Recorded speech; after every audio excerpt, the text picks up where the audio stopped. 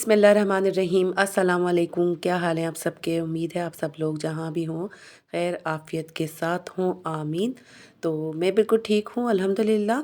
और यहाँ जो है हैदराबाद में बहुत ज़्यादा बारिश हो रही है कल से, जिसकी वजह से जो है थोड़ा-सा मौसम चेंज हुआ है, बच्चे भी बीमार हो रहे हैं और साथ-साथ लोड शेडिंग का भी सामना करना पड़ रहा है। तो बस ये पाकिस्तान है, यहाँ पे बारिश जो होती है वो रहमत कम और ज़हमत ज़्यादा हो जाती है। तो ये नल जो मैं दिखा रही हूँ तो ये चेंज करवा लिया है मैंने। जो पहले नल लगा हुआ था वो टूट गया था, उसमें जो है मैंने बस जुगाड़ लगाया हुआ था अपना। तो बहरहाल अब रमज़ान आ रहे थे तो बहुत ज़्यादा बर्तन धोने में आते हैं और बहुत परेशानी हो रही थी उस नल से मुझे।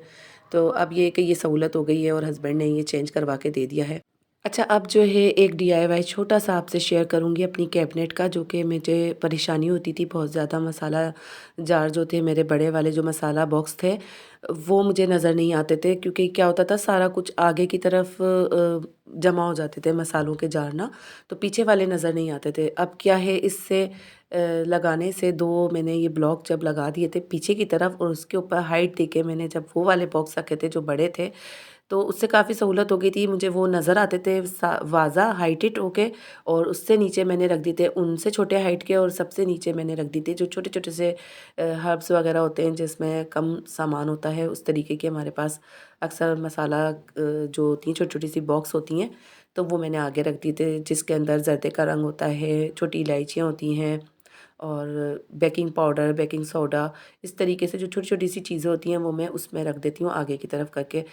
तो बड़ी परेशानी हो जाती थी, सब कुछ गुडमुड हो जाता था, हफ्ता भर में ही ये सारा कुछ मैस हो जाता था दोबारा से। अब देखें कितनी सहूलत हो गई है इससे, तो ये हाइट देने से पीछे वाले जो जार हैं अब मुझे वाज़ा नज़र आ रहे हैं, और अब ये वाले मैं रख दूँगी आगे, और इससे आगे रख दूँगी मैं इनसे छोटे वाले जो छोटे-छोटे से अक्सर हर कैबिनेट्स के अंदर छोटे-छोटे बॉक्स होते हैं, छोटी-छोटी सी डिब्बियाँ होती हैं जो कि हम जिसके अंदर कुछ हर्ब्स रख लेते हैं, या फिर ये देखें अब तीनों साइज़ आराम से मुझे जो है नज़र आ रहे हैं, और कितनी सहूलत हो जाती है मैनेज करने से।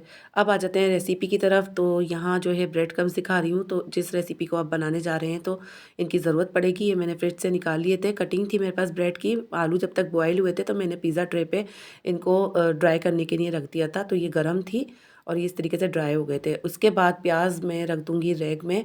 अच्छा, प्याज जो है बहुत महंगी हो रही है, तो मैं यही सोच रही हूँ कि थोड़ी-थोड़ी ले लेके ना अभी स्टोर कर लूँ, ताकि ये कि जब रमज़ान आएँगे ना तो ये ही प्याज जो है वो 250 केजी गली के अंदर भी आएँगे देने के लिए। तो अभी तो 150 केजी ला रहे हैं। और ये 100 रुपीज़ केजी जो हैं टमाटर हैं अभी, तो टमाटर भी जो है आगे जाके 200 और 180 की तरफ चले जाएँगे। यही सुनने में आ रहा है कि हर चीज़ महँगी हो जाएगी। तो मैं टमाटो प्यूरी जो है वो बना के फ्रीज़ करूँगी, वो भी आपसे शेयर करेंगे इंशाल्लाह। तो जितनी हो सके आप लोग बचत करके जो है अपना टाइम भी और सामान भी जो है उसको सेव कर लें, जितना हो सके रमज़ान से पहले इस तरीके की चीज़ें, क्योंकि इन पे जो है वो आगे जाके रेट्स और हाई हो जाते हैं। तो बस यही चल रहा है सब कुछ दिमाग में कि बस किस तरीके से सारा कुछ मैनेज करें पहले से पहले रमज़ान से, और आपसे शेयरिंग भी चल रही है साथ-साथ रमज़ान की। यहाँ जो है देखें कितने अच्छे ये ड्राई हो गए थे सारे ब्रेड्स के पीसेस, तो आप कितने आराम से जो है वो इस चॉपर में चॉप हो गए।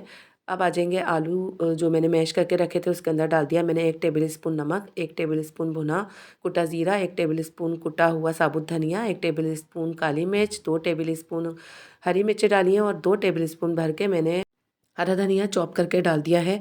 अच्छा, दाशी पाउडर डाल दिया था मैंने नमक के अंदर ही, तो आप लोग देख लीजिएगा, आपको चिकन क्यूब्स डालना हो या फिर चाइनीज़ सॉल्ट डालना हो, जो आपको टेस्ट टू अकॉर्डिंग लगे आप वो डाल सकते हैं।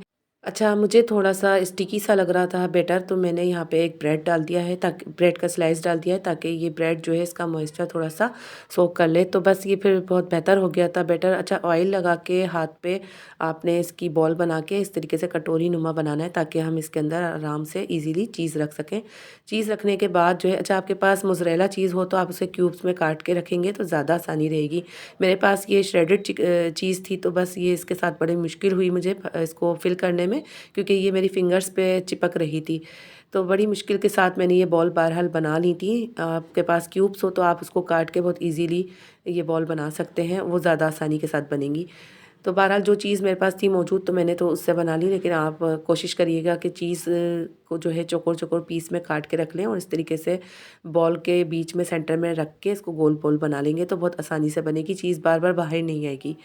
तो ये बड़ा रिस्की टास्क हो गया था मेरे लिए बनाना, और मैंने बना ही लिए थे बहरहाल। ये सारे जो बॉल्स थे तकरीबन 13 के करीब मेरे पास ये बॉल बन गए थे आधा किलो आलू से। काफ़ी अच्छे बड़े-बड़े से ये बन गए थे। तो आप लोग भी बना के इसको सेव कर सकते हैं। जिस तरीके से मैं कोटिंग करके बताऊँगी, तो डबल कोटिंग करनी है इसकी, तो आपकी ये जो है लाइफ़ इसकी थोड़ी-सी और बढ़ जाएगी। 1 वीक के लिए ये आराम से जो है आपके चल सकते हैं। 1 वीक से ज़्यादा आलू वाले जो हैं स्नैक्स आप नहीं रखा करें, उससे क्या होता है कि लाइटें वगैरह जाती हैं तो टेम्परेचर अप्स डाउन होता रहता है, तो फिर ये हमारी रेसिपी ख़राब हो जाती है।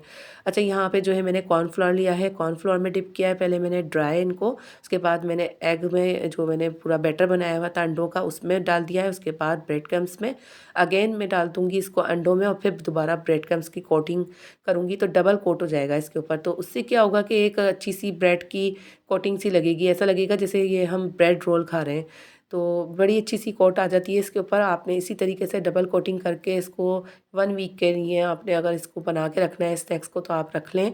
रमज़ान के लिए अच्छे स्नैक्स हैं ये, और बहुत मज़े के बनते हैं। इनमें मेहनत बहुत होती है। अच्छा, तो ये ऑप्शन के तौर पे अच्छे स्नैक्स रहते हैं। क्या होता है कि फिर समोसों से, पकोड़ों से दिल भर जाता है, तो फिर क्या होता है कोई चीज़ यानी कि चेंज माँगते हैं ना बच्चे रमज़ान में, मुँह भी इस तरीके के हुए हुए होते हैं, हमारे टेस्ट बड भी चेंज हो जाते हैं, फास्टिंग पे होते हैं हम सारा दिन।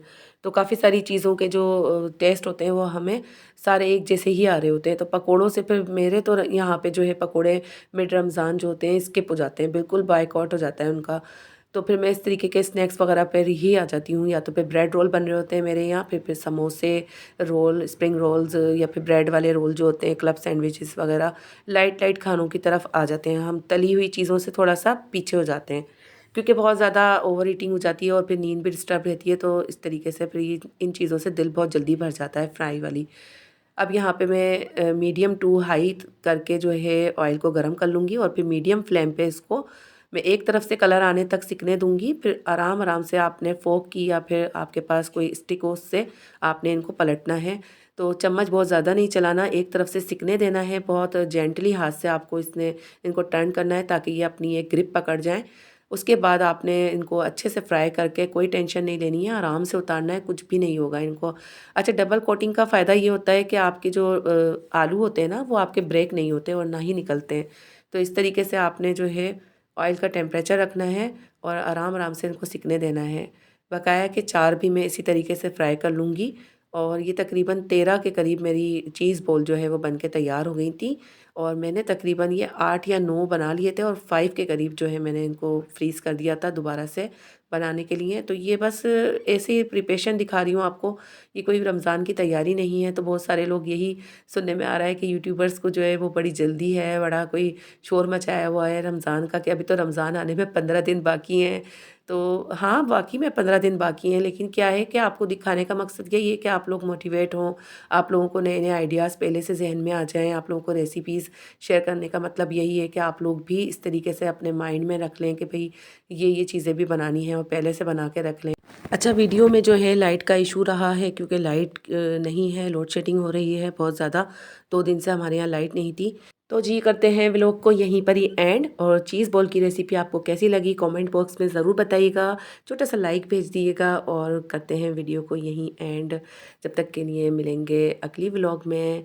अल्लाह हाफ़िज़, टिल देन बाय बाय।